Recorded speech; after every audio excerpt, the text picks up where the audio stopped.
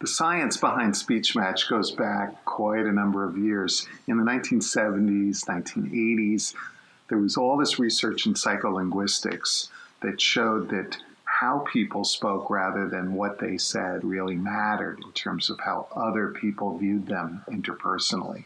And so the types of parameters that people were looking at back then were the duration of utterances, how long people spoke, how loud people spoke, vocal intensity, the pacing of speech, the lengths of pauses. They even broke it down into the types of pauses, whether you pause like I just paused, or whether it's a switching pause, whether you pause to signal that you're giving up the floor in conversation. And in the 70s and 80s, they were measuring all these parameters of speech, and they found out that in typical conversation, people started to match patterns very quickly. Within 30 seconds, they were matching what researchers then called vocal congruence, or what I call vocal matching.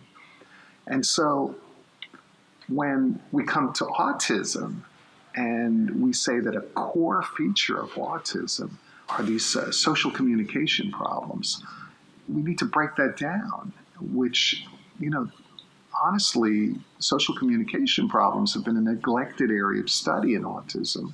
We need to really deconstruct it and say, what is it that people with autism do differently? And what I think they're doing differently, and what some data seems to suggest, is they're not matching those patterns of sounds and silences in conversation as quickly as people who don't have autism. What are we going to do about that? And here we can bring together several threads in science, right? We can bring together operant theory from psychology, reinforcement theory, and we can say, how do we shape, through reinforcement by successive approximations to some goal behavior, how do we shape the kind of speech that we'd like to see that will be more effective for people with autism? And this is where we also drew on the old biofeedback literature, that if you give people immediate feedback about how they're engaging in language, then you can make small shifts, a little bit at a time, until they start to become better at matching those critical patterns of sounds and silences. And so this takes me back to, almost 10 years ago, where I started to play around with a program called Audacity, a free audio editing program that a lot of the bloggers, the podcasters in the early 2000s were using, and still continue to use. And it's very easy to generate sound waves using that program. And then I was showing people with autism what their patterns looked like in comparison to my patterns. And I was asking them simply to work to match my patterns. And lo and behold, they could do that, at least in the lab. I'm going to say it, then you say it. I'm going to walk the dog. And now you go.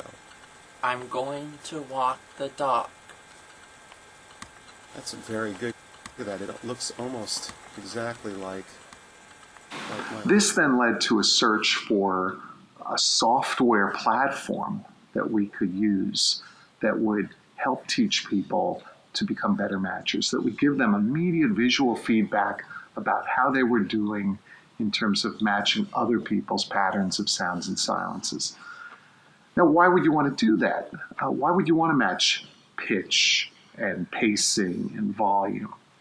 Well, for pitch, we find that the emotional content of speech is often embedded in pitch, in the variation in sounds and silences, tone, and that pacing also mattered in terms of people feeling like you were listening to them, that you were connecting with them. And of course, volume, intuitively, we know matters, and that a lot of people on the spectrum often speak too loudly, sometimes too softly. That's also interesting, because we say to a kid, you're talking too loud, you're talking too loud. But what we never do is say, how loud should you speak? From the kid's point of view, it might be, well, what do you want from me? How loud am I supposed to speak? So with SpeechMatch, we're able to say this loud, this pitch, this pacing, right? And they can learn to get better and better at it. So what does this all mean? And I think developmentally what happens is that kids on the spectrum, for whatever reason, fall out of developmental sequence. They probably hearkening to biological differences in attentional networks that process language, in hormonal factors. We know that oxytocin affects attention to social stimuli. And so these kids have these differences, these biological differences, which then produce difficulties in matching, which then produce social isolation. They simply are not reinforced by their peers because they're not doing it right. And that leads to just even further withdrawal and escape from social situations.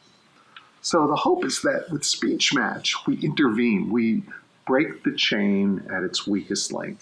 We say, look, you do have this brain that tells you these factors aren't important, but we're going to teach you how to do it in a step-by-step way. And then you're going to get better at this. You're going to be more effective in social interactions. You won't be rejected by your peers, and you won't escape from the social world. And so that's what's been so exciting. It's been a long journey, but that's been the goal of SpeechMatch.